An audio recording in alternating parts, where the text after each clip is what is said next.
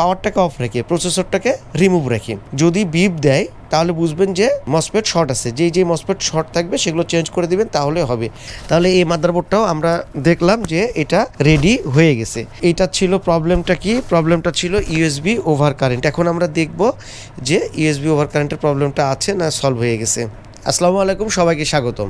Last যেই ভিডিওটা দিয়েছিলাম সেখানে দেখাইছিলাম যে মাসুদ রানা ভাইয়ের মংলা থেকে পাঠানো মাদারবোর্ডটার নো পাওয়ার কন্ডিশনে আমাদের কাছে পাঠালেও সেটা কি হচ্ছিল, ডি র্যামের বাতিটা জ্বলেছিল, মানে ডিসপ্লেটা আসতেছিল না। এখন আমরা যদি এই মাদারবোর্ডটা দেখি, আজকে আমরা পাঠাই দেব।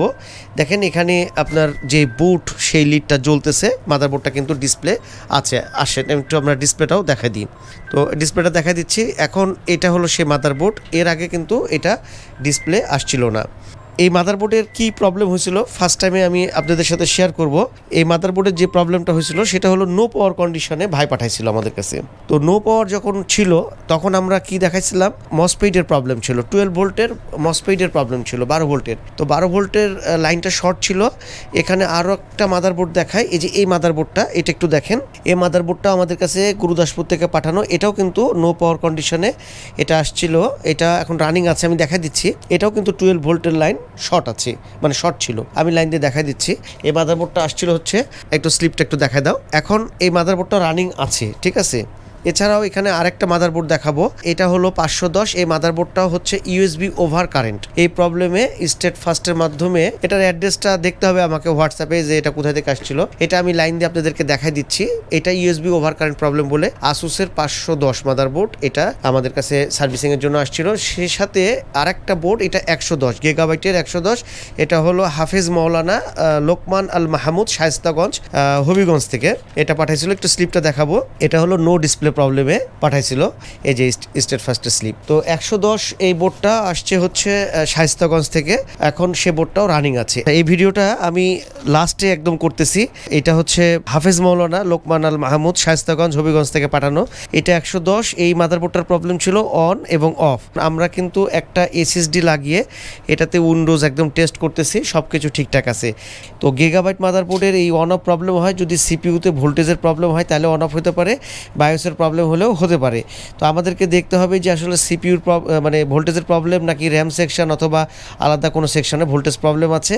তো এই মাদারবোর্ডটা কিন্তু এখন রানিং অবস্থাতে আছে, এবং এটা যদি আমরা এখন এসএসডি লাগাই, ডিসপ্লে আমি অন করে রাখছি, সব কিছু দেখেন ঠিকঠাক আছে। এই মাদারবোর্ডগুলো অ্যাকচুয়ালি কীভাবে কাজ করে, এদের ওয়ার্কিং প্রসেস কী, এগুলো নিয়ে যদি আপনারা জানতে চান অবশ্যই আমাদের সাথে অনলাইন কোর্সে যুক্ত হতে পারেন। এখন কয়েকটা বিষয় নিয়ে আপনাদের সাথে শেয়ার করব। এখানে 4টা বোর্ডের মধ্যে 2টা বোর্ড, একটু বোর্ডগুলো দেখাবো। একটা হচ্ছে এমএসআই এর বোর্ড। এটা গত মানে লাস্ট যে ভিডিওটা দিয়েছিলাম সেখানে মসফেট কী করে চেক করতে হয় আপনাদেরকে দেখাইছি। আপনারা যদি সেই ভিডিওটা না দেখে থাকেন তাহলে দেখবেন যে মসফেট কী করে চেক করতে হয়। এটা যেমন 12 ভোল্ট শর্ট ছিল, এটাও তেমনই 12 ভোল্ট শর্ট ছিল।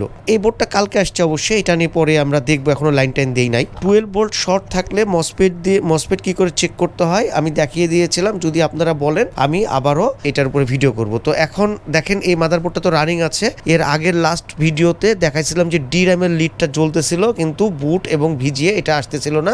এখন আমরা যদি এটা দেখি, ডিসপ্লেটা কিন্তু আমরা একদম ক্লিয়ার। দেখেন মডেলটা 410 প্রো 410, একদম মডেলটা ক্লিয়ার আছে, ঠিক আছে। কিবোর্ড সবই কিন্তু কাজ করতেছে। আচ্ছা, এখন আমি একটা কাজ করব। আমি এই কন্ডিশনে আমি হচ্ছে ওই বোর্ডগুলোকে একটু চেক দিয়ে দেবো। তো এটাও ছিল নো পাওয়ার কন্ডিশন, মাদারবোর্ডটা অন হলো। আর এটা আপনাদেরকে স্লিপটা দেখালাম, এটা হচ্ছে গুরুদাসপুর থেকে। একটু আমি স্লিপটা বক্সটাই পাশে নিয়ে আসি। স্টেট ফার্স্টের মাধ্যমে এইটা আসছিল নো পাওয়ার কন্ডিশন। এখন মাদারবোর্ডটা অন হয়েছে, ডিসপ্লে আসতেছে কিনা সেটা আমরা একটু দেখব। এই ধরনের মাদারবোর্ডগুলো কিন্তু মসফেট অনেক প্রবলেম হয়, এই মসফেটগুলো অনেক প্রবলেম হয়, সেক্ষেত্রে মাদারবোর্ডটা কিন্তু নো পাওয়ার হয়ে যেতে পারে। তো কিভাবে চেক করতে হবে, চেক করার জন্য আমি একটু তারপরও ধারণা দিই আজকের ভিডিওতে, ঠিক আছে। এখন মসফেট যদি শর্ট থাকে তাহলে অন হবে না, কিভাবে আপনারা চেক করবেন আমি একটু দেখাই দিই। তারপরেও আরও ডিটেল জানতে চাইলে কমেন্ট করেন, আমি এরপরে আরও ভিডিও করব। এই যে মসফেটগুলো আছে, এই মসফেটগুলো 12 ভোল্টের মসফেট, এগুলো শর্ট হয়ে যায়। এগুলো হচ্ছে ড্রেন টু সোর্স। আপনি ডায়োড মুডে রাখবেন। এখানে একটু প্রপটা মিটারটা দেখাবো। মিটারটাকে ডায়োড মুডে রাখবেন, রেখে ড্রেন টু সোর্স প্রপ দিয়ে আপনি চেক করবেন। পাওয়ারটাকে অফ রেখে প্রসেসরটাকে রিমুভ রেখে যদি বিপ দেয় তাহলে বুঝবেন যে মসফেট শর্ট আছে, যেই মসফেট শর্ট থাকবে সেগুলো চেঞ্জ করে দিবেন তাহলে হবে। তাহলে এই মাদারবোর্ডটাও আমরা দেখলাম যে এটা রেডি হয়ে গেছে। এটা ছিল প্রবলেমটা কি, প্রবলেমটা ছিল ইউএসবি ওভার কারেন্ট। এখন আমরা দেখব যে ইউএসবি ওভার কারেন্টের প্রবলেমটা আছে না সলভ হয়ে গেছে। এই প্রবলেমগুলো কিন্তু সলভ হয়ে যায়, ঠিক আছে, এগুলো প্রবলেম সলভ হয়ে যায়। আমরা অনেক সময় মাদারবোর্ড পাই আইও চিপসেট, এগুলোতে হিট দেওয়া থাকে, কিন্তু এগুলোতে হিট দেওয়ার প্রয়োজন হয় না। আমরা অপেক্ষা করব ডিসপ্লের জন্য, ডিসপ্লে কিন্তু চলে আসবে, কোনো অসুবিধার কিছু না, একটু অপেক্ষা করতেছি। এটার মাদারবোর্ডের মডেলটা হলো আসুসের প্রাইম S510, ডিসপ্লে অলরেডি চলে আসছে। এখন আমরা দেখব USB over current system will shutdown, দেখেন নাই, F1 দিলে বায়োসে চলে যাচ্ছে এবং ইউএসবি পোর্টগুলো কিন্তু ঠিকঠাক আছে। এই যে মাদারবোর্ডের মডেল আমরা দেখতে পাচ্ছি, এটা হচ্ছে স্টেজ ফার্স্টের মাধ্যমে এটাও আসছে, যার কারণে আমি অ্যাড্রেসটা এখান থেকে দেখাতে পারতেছি না।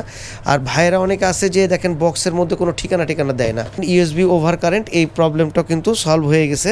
আসুসের prime S510 USB over current problem. এছাড়াও মাসুদ রানা ভাইয়ের হলো 410, এখন একদম রানিং আছে।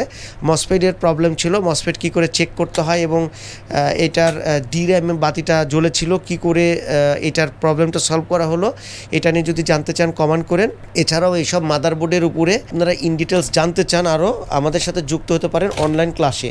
এবং এটা হচ্ছে গুরুদাসপুর থেকে পাঠানো তুষার ভাইয়ের, এটাও নো পাওয়ার কন্ডিশন, এটাও 12 ভোল্টের লাইনে মসফেট শর্ট ছিল, সেটাও মানে সলভ করা হয়েছে। হবিগঞ্জ শায়েস্তাগঞ্জ থেকে পাঠানো লোকমান ভাইয়ের মাদারবোর্ড, এটাও রানিং হয়ে গেছে। এটার চেক দিয়ে আপনাদেরকে দেখালাম না, শুধুমাত্র মাসুদ রানা ভাইয়ের যেই স্লিপটা, সেই স্লিপটা যদি একটু দেখাতে যাই, আমার কাছে শুধুমাত্র এই স্লিপটা এখন রান অবস্থাতে আছে, মানে সামনে আছে। এটা মাসুদ রানা মংলা থেকে মাসুদ রানা ভাই পাঠাইছিল 470 মাদারবোর্ডটা দেখলেন সেটা। তো এইটাই ছিল আজকের ভিডিও। আজকের মতন ভিডিও এখানেই শেষ করব। আপনাদের যে কোনো ধরনের মতামত অবশ্যই কমেন্ট করে জানাবেন। আর যদি মাদারবোর্ড সম্পর্কে ডিটেলস জানতে চান অবশ্যই আমাদের সাথে যুক্ত হতে পারেন অনলাইন ক্লাসে। তো সবাই ভালো থাকবেন। আজকের মতন ভিডিও এখানে শেষ করছি। আল্লাহ হাফেজ, আসসালামু আলাইকুম।